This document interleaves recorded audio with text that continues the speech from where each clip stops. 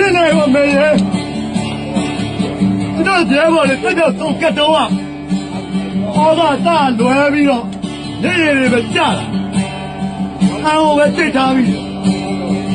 ကျော်တက်ပါတယ်ဆိုတဲ့ဒီလူငယ်တွေကကျော်ရတဲ့အလုပ်ကြီးကိုတက်ထက်လောင်ချင်းထက်နေတာမြင်ရတော့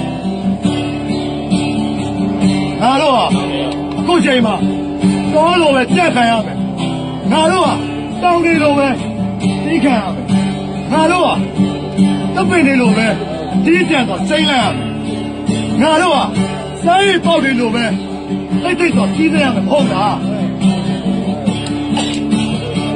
တော်လို့ချင်းတဲ့ပြင်းဆက်ချင်းကိုတော့စကားနဲ့ထည့်ပြောမခံရတဲ့ဒီနိုင်ငံမှာဟိုလိုင်းပေါ်ဗီဒီယိုကဲနဲ့